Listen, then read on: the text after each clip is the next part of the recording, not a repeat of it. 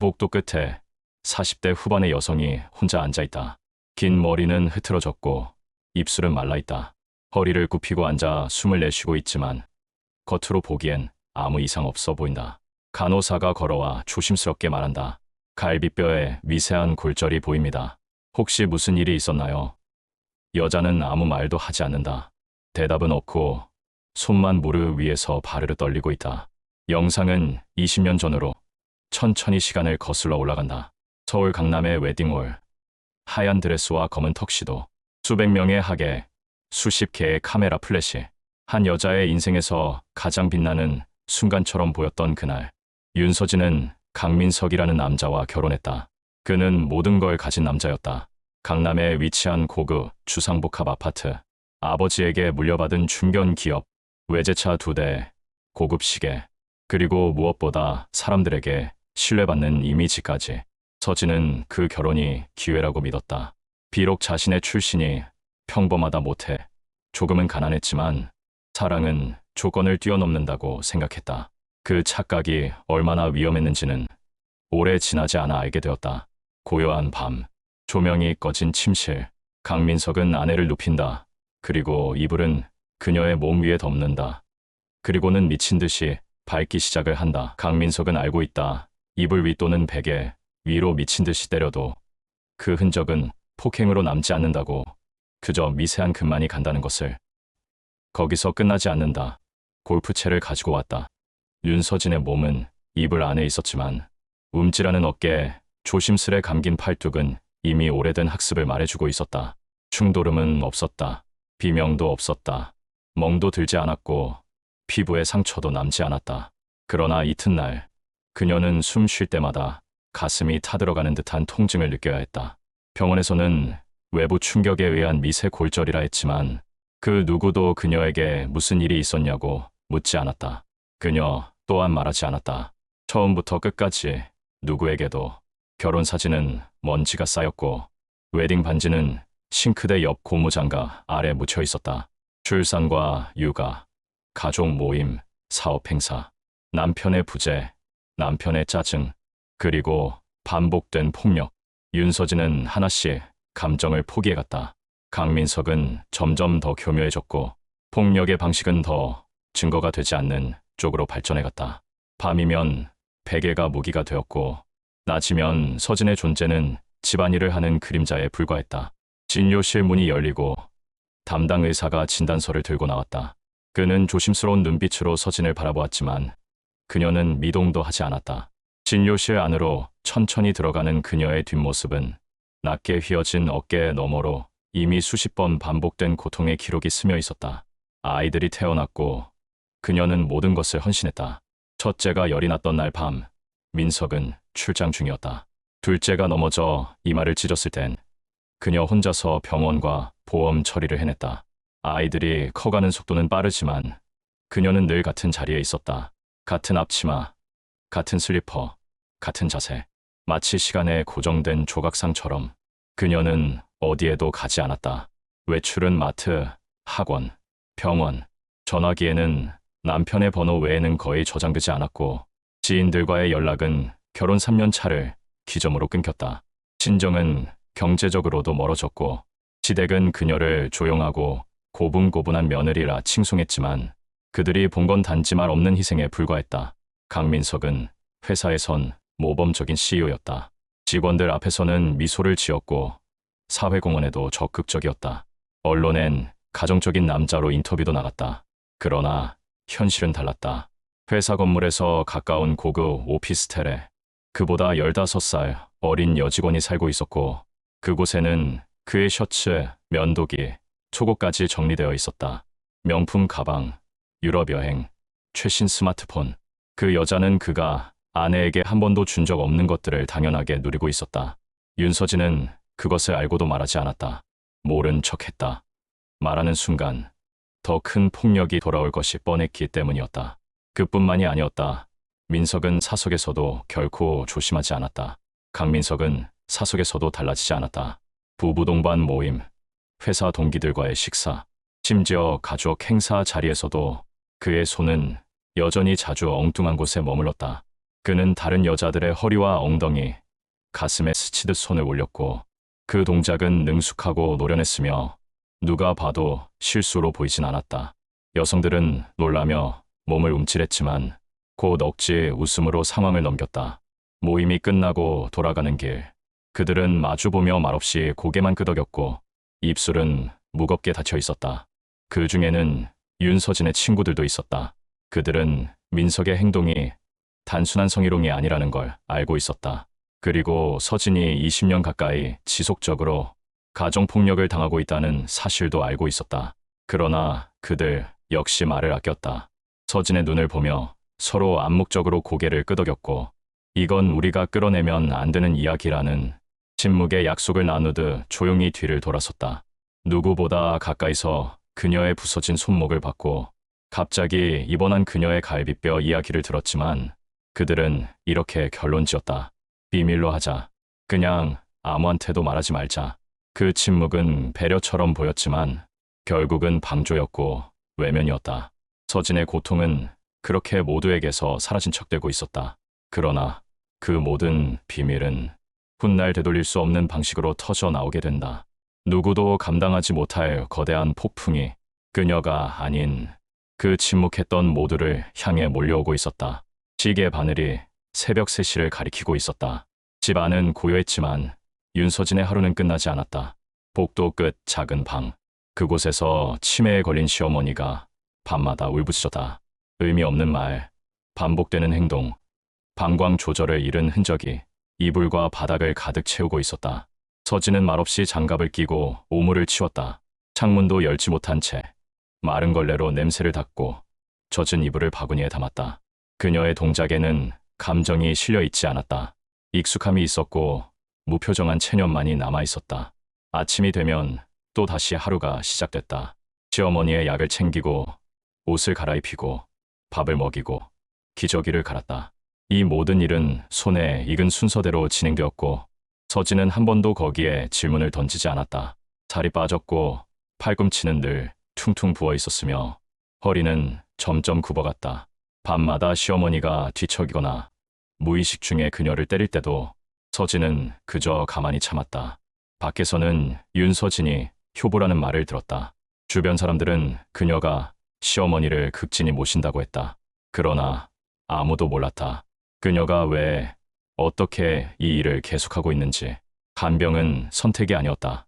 이혼하지 못한 가장 큰 이유, 도망가지 못한 가장 큰 이유는 그 방 안에 누워있는 한 노인이었다. 아무도 관심 주지 않는 아들조차에게서도 인사 한 번 없는 시어머니가 그저 불쌍하였기 때문이다. 시어머니는 윤서진에게 특별히 잘해준 적도 없었다. 젊었을 적엔 무심했고 불편했으며 늘 불만이 많았다. 하지만 치매가 온 이후 그녀는 한없이 무력한 존재가 되었다. 욕을 하다가 울고 소리를 지르다가 갑자기 잠들곤 했다. 서진은 자신을 향해 비명을 지르는 시어머니에게 하루도 빠짐없이 밥을 먹이고 약을 먹였고 똥오줌을 치웠다. 누구도 시키지 않았지만 그녀는 매일 조용히 그렇게 살고 있었다. 밤중 이불을 개고 세탁기를 돌린 후 서진은 식탁에 앉아 차가운 물 한 컵을 마셨다. 그녀의 눈동자에는 피로도, 원망도, 기대도 없었다. 그저 오래된 무표정, 거울 속 자신의 얼굴을 오래 바라보다 그녀는 아주 천천히 등을 돌려 방 안으로 걸어 들어갔다. 시어머니의 방, 아니 감옥 같은 그 공간으로. 그녀는 이혼할 수 없었다. 그녀는 떠날 수 없었다. 그녀는 죄책감, 책임감, 체념, 그리고 자기 자신을 위한 무력한 타협 속에서 하루하루를 살아내고 있었다. 그녀는 가족이었고 노예였으며 무너져가는 인간이었다. 2008년 봄, 윤서진은 한밤중 숨이 가빠 일어나야 했다. 갈비뼈 부위가 쑤셨고 오른쪽 옆구리는 누워 있을 수도 없었다. 기저귀 가리를 마친 뒤 침대 옆에 웅크려 앉아 한 손으로 갈비뼈를 감싸주며 조용히 숨을 골랐다. 이튿날 병원 엑스레이에는 6번, 7번 갈비뼈, 미세골절이라는 소견이 적혔다. 의료진은 멍도 없고 외부 흔적이 없는 골절에 고개를 갸웃거렸고 서진은 아무 설명도 하지 않았다. 이제는 자신이 부서져가고 있다는 감각조차 묻어져 있었다. 그날 밤 그녀는 거실에 앉아 오래된 결혼사진을 바라보았다. 사진 속 웃고 있는 두 사람은 이제 서로를 전혀 모르는 타인이 되어 있었다. 그리고 마침내 그녀는 조용히 자리에서 일어나 서랍 속에서 오래전 숨겨두었던 이혼 전문 변호사 명함을 꺼냈다. 법률사무소의 상담실. 윤서진은 변호사 앞에 진료서와 몇 장의 오래된 사진을 조심스레 꺼내놓았다. 또 하나는 멍은 없지만 구부정한 자세로 앉아있는 자신의 실루엣이 담긴 거울 셀카였다. 변호사는 고개를 끄덕이긴 했지만 곧 현실적인 벽을 언급했다. 직접적인 폭행 영상도, 음성 녹취도, 목격자도 없다는 사실, 결정적인 증거가 없다는 것은 곧 불리함을 의미했다. 단 하나, 그 모든 시간의 진실을 증명할 수 있는 존재가 있었다. 바로 그녀의 자녀들이었다. 서진은 조심스럽게 아이들을 찾아갔다. 큰 아이는 회사를 다니고 있었고 둘째는 대학을 졸업한 상태였다. 두 사람 모두 강민석에게서 이미 상속 계획과 명예 이전에 관한 약속을 받은 상태였다. 그녀는 아무 말 없이 조심스레 아이들의 눈을 바라보았다. 그러나 아이들의 시선은 회피했고 어느 누구도 그녀를 향해 다가오지 않았다. 서진은 어떤 부탁도 하지 않았다. 말하지 않아도 알 수 있었기 때문이다. 아이들은 증인이 되면 아버지에게 버림받는다는 사실을 너무 잘 알고 있었다. 그리고 그들은 결국 아버지를 선택했다. 법원, 재판정에 선 윤서진은 그 어떤 감정도 보이지 않은 얼굴로 조용히 서 있었다. 남편 강민석은 고급 정장을 차려입고 변호사 둘을 대동한 채 여유롭게 앉아 있었다. 자녀들은 방청석에서 그를 향해 고개를 끄덕였다. 결국 가정폭력에 대한 주장과 증거는 인정되지 않았고 성격차이에 의한 이혼이 결정되었다. 위자료는 거의 없는 수준으로 마무리되었으며 양육도 이미 끝난 상황이라 논의할 필요조차 없었다. 서진은 조용히 고개를 끄덕였다. 그녀의 입술은 굳게 닫혀 있었고 손끝은 희미하게 떨리고 있었다. 그날 윤서진은 판결문을 받아들고 조용히 재판정을 나왔다. 그녀는 졌지만 동시에 벗어났다. 이혼 후 윤서진은 조용한 동네의 작은 월세방으로 옮겼다. 낡은 빌라, 누렇게 뜬 벽지, 오래된 보일러. 가구는 많지 않았다. 작은 테이블, 중고 냉장고, 자그마한 싱글 침대. 창문 밖으로는 옆 건물의 벽이 보였고 하루 대부분은 라디오를 들으며 정리와 반복된 습관으로 시간을 보냈다. 남편도 자녀도 연락을 끊었다. 그녀는 진짜로 혼자가 되었다. 그러나 이상하게도 고통보다는 허탈함이 먼저 찾아왔다. 20년을 견뎠던 무게가 사라지자 그녀는 처음으로 숨을 깊이 쉬어볼 수 있었다. 한 달쯤 지난 어느 날 그녀를 멀리서 지켜보던 옛 친구들이 조용히 움직이기 시작했다. 과거 강민석에게 성추행을 당했던 여성들, 모임 자리마다 불쾌한 손길에 고통받았지만 서진이 생각해서 괜히 문제 만들지 말자 하며 침묵했던 그들은 더는 참지 않기로 했다. 서진이 이혼했다는 소식이, 그리고 아무것도 가진 것 없이 떠났다는 사실이 그들 모두에게 오래된 죄책감을 불러왔다. 결국 피해자 5명이 나섰다. 함께 법률 상담을 받았고 직접 찍어두었던 사진과 과거 단체 채팅방 속 은근한 대화 기록, 모임 당시 술자리 동영상에서 캡처한 불쾌한 장면들까지 수집했다. 이전과 달리 그들의 손엔 기록과 증거가 있었다. 고소장이 접수된 뒤 강민석의 회사는 혼란에 빠졌다. 대표이사의 상습 성추행 혐의라는 기사는 포털 메인에 오르내렸고 회사 홈페이지는 비난 댓글로 마비되었다. 사회적 파장은 컸다. 그는 존경받는 CEO, 기부하는 기업가였기 때문이다. 결국 그는 피해자들과 합의를 선택할 수밖에 없었다. 높은 금액의 합의금이 지급되었고 그는 몇 개월 만에 회사를 떠나 해외로 도피하듯 나가게 되었다. 얼마 후 윤서진은 낯선 전화 한 통을 받았다. 그날 오후 친구 5이 조심스럽게 그녀를 찾아왔다. 그들은 아무 말도 하지 않았다. 대신 조그마한 흰색 봉투 하나를 그녀의 손에 쥐어주었다. 그 안엔 작은 아파트의 전세 계약서, 사본과 열쇠 1개가 들어있었다. 새 아파트의 창문 너머로 햇살이 부드럽게 스며들었다. 윤서진은 낡은 월세방을 떠나 작은 집의 새벽을 맞았다. 부엌 창틀에 놓인 작은 화분에서 새싹이 자라고 있었고 바닥은 깨끗하게 닦여 있었다. 거실 한켠에 놓인 소파에 앉아 그녀는 잠시 눈을 감았다. 마음속 어딘가에 묵은 긴장이 조금씩 풀리는 느낌이었다. 그녀는 멍한 얼굴로 서 있었다. 표정은 없었지만 손끝이 천천히 떨리고 있었다. 친구들은 예전처럼 떠들지도 감정적으로 말하지도 않았다. 그저 조용히 함께 앉아 오래된 기억을 품은 차를 한 잔씩 따랐다. 서진은 거울 앞에 섰다. 지난 세월 무심히 지나온 자신의 얼굴을 응시했다. 잔잔한 미소가 번졌다.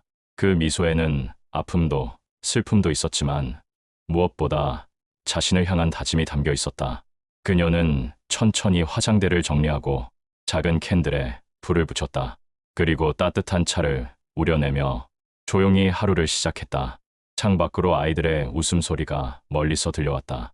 그 소리는 마치 그녀의 마음을 어루만지는 듯했다.